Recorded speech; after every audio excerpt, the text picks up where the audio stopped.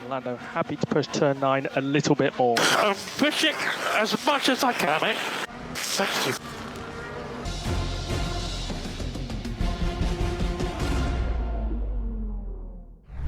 안녕하세요. 포뮬러에 미친 남자 포미남입니다. 드디어 에밀리아 로마냐 그랑프리가 모두 마무리되었고 연이은 레이스로 인해 드라이버들은 이제 모나코로 향하게 될 텐데요. 오늘은 에밀리아 로마냐 그랑프리에서 치열한 접전을 보여주었던 세 팀에 대해 이야기해보겠습니다. 우선 업그레이드 측면에서 먼저 이야기를 해보도록 하죠. 맥라렌은 마이애미에서 대량의 업그레이드를 보여주었는데 대표적으로 새로운 플로어와 사이드포드 그리고 프런트 윙 등을 도입하며 작년에 이어 성공적인 업그레이드를 가져오려는 움직임을 보였습니다. 그리고 이는 마이애미 그랑프리에서 노리스가 첫 우승을 하는데 엄청난 힘이 되기도 했죠.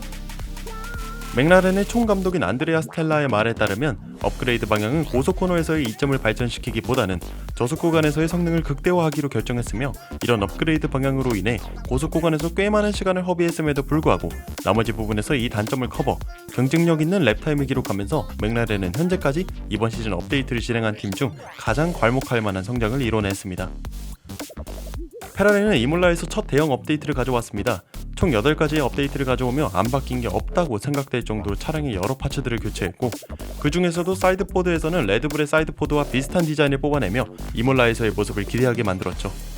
맥라렌과 페라리의 업그레이드를 바라만 보고 있을 수는 없었던 레드불도 이몰라에서 몇 가지 업그레이드를 가져오면서 이미 F0인 수준의 차량을 더 끌어올리는 듯 했으나 막상 퀄리파잉에 들어가고 나서 보니 생각보다 흥미로운 결과가 나타났습니다.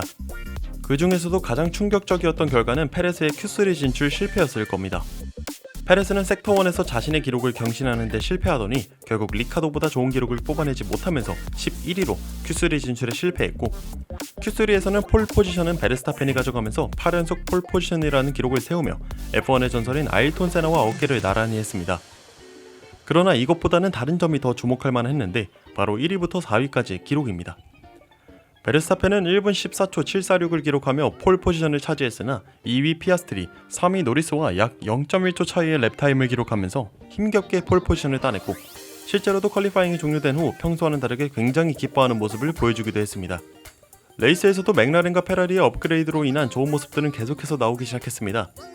1위 베르스타펜, 2위 노리스, 3위 르클레인 상황 속에서 44렙 당시 르클레는 20대의 차량 중 가장 빠른 상태로 노리스를 추격에 나섰으나 2022 시즌에서 실수하며 스핀했던 알타 시케인에서 또다시 실수가 나오며 쇼컷을 하게 되었고 원래는 1.5초대였던 간격이 2.4초까지 벌어지며 이것이 노리스와의 격차를 줄이지 못하는 원인이 되기도 했습니다.